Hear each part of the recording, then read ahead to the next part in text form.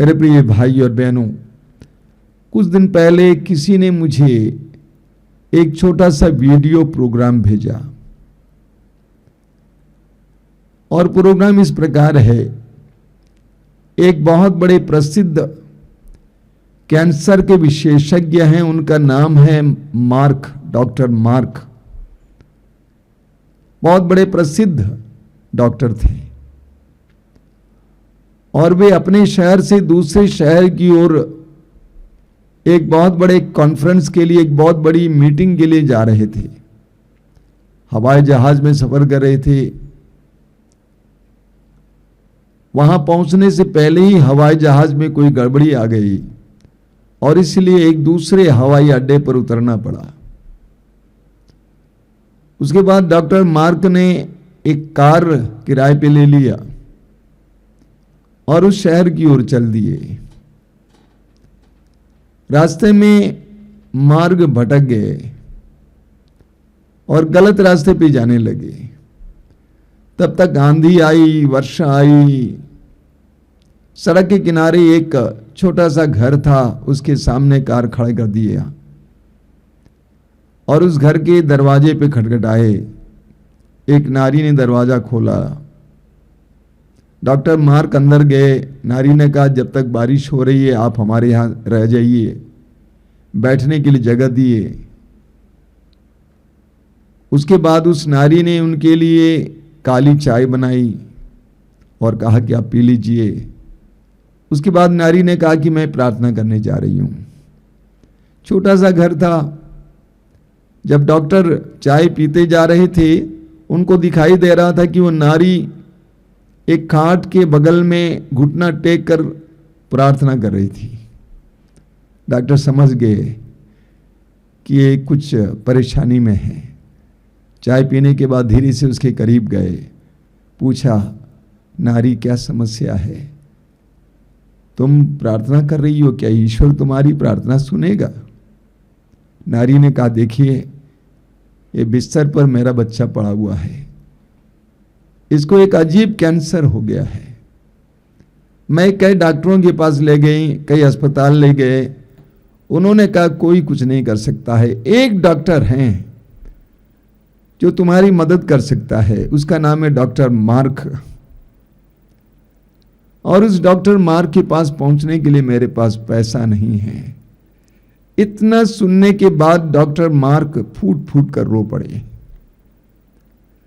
उनको प्रार्थना पर विश्वास हुआ और वो याद करने लगे कि कैसे ईश्वर ने जिस हवाई जहाज में मैं आ रहा था, उस हवाई जहाज को खराब कर दिया कि आधे रास्ते पे मुझे उतरना पड़ा। कैसे मैं कार लेकर रास्ता भटक गया और इस नारी के घर के सामने आके मुझे रुकना पड़ा। एक बहुत जबरदस्त घटना है।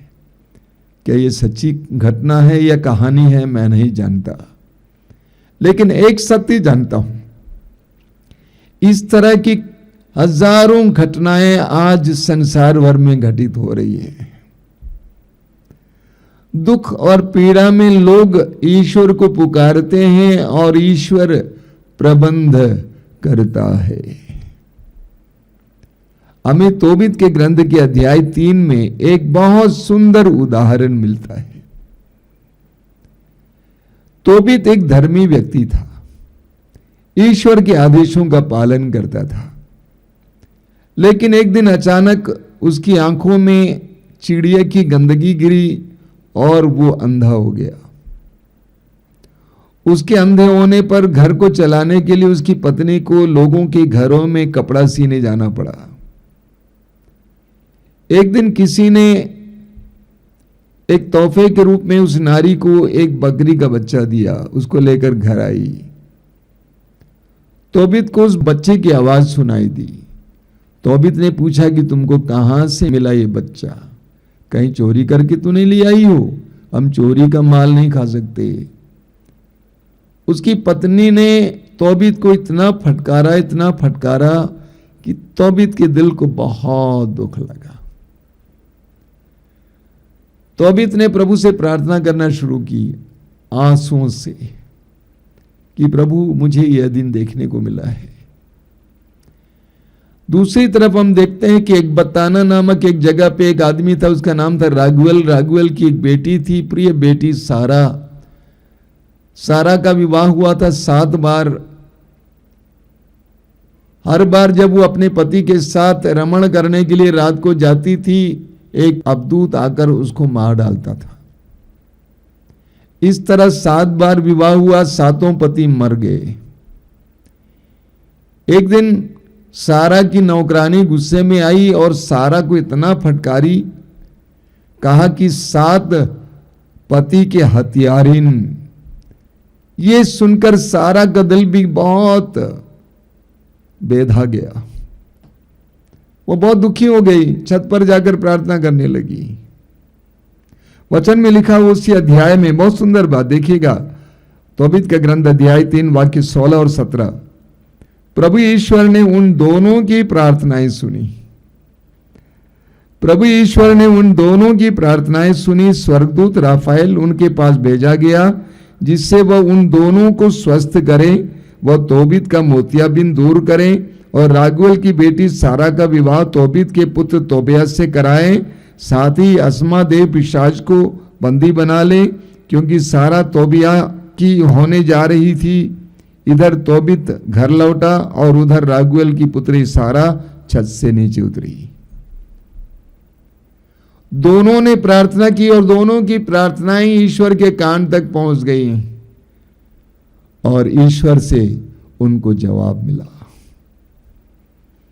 जिस तरह उस गरीब नारी की प्रार्थना को ईश्वर ने सुना और डॉक्टर मार्क को वहां पे पहुंचाया उसकी मदद के लिए, उसी तरह प्रभु ईश्वर ने दोनों तोबीत और सारा की प्रार्थनाओं को सुना और उनके लिए प्रबंध किया।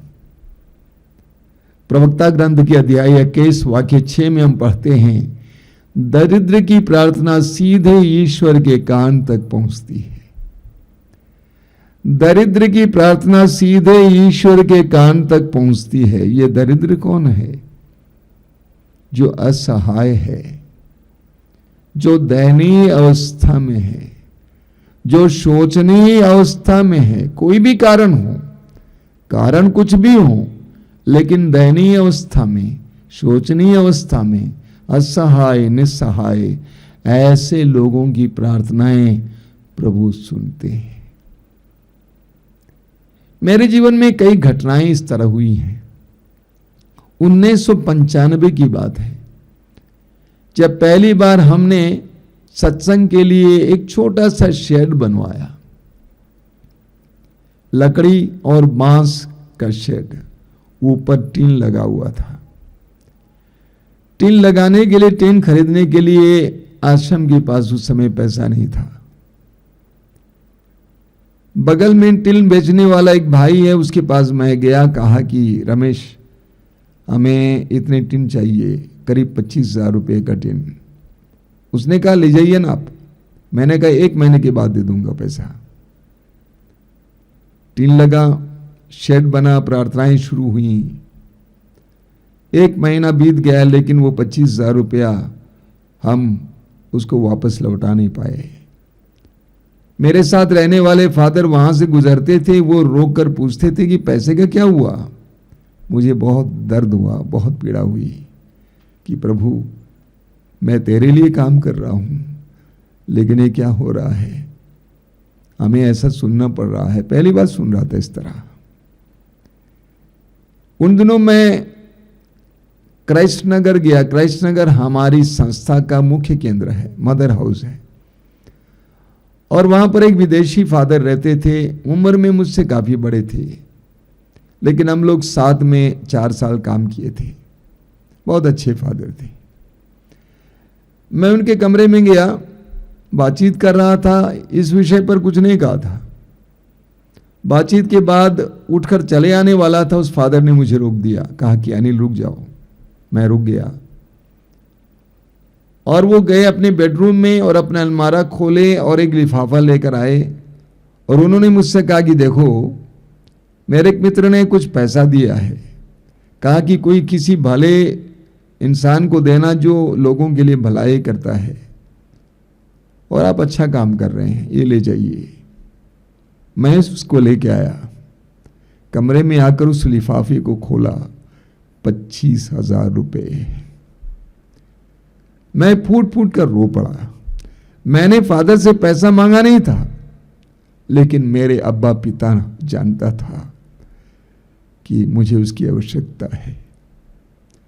मैंने आश्रम के जो उस समय के जो स्टाफ थे, 2-3 लोग थे, उनसे कहा, वे लोग भी काफ़ी भावुक थे। मैंने फादर से कहा जाइए, अगले दिन वो पैसा उस व्यक्ति को दिया गया। दरिद्र की पुकार सीधे ईश्वर के कान तक पहुंचती है। यिर्मयाह नबी के ग्रंथ के अध्याय 29 वाक्य 12 में प्रभु कहते हैं, जब तुम मुझे पुकारोगे और मुझसे प्रार्थना करोगे, जब तुम मुझे पुकारोगे और मुझसे प्रार्थना करोगे, तो मैं तुम्हारी सुनूंगा। बाइबल में ईश्वर को पुकार सुनने वाला ईश्वर कहा गया है। कौन पुकारता है?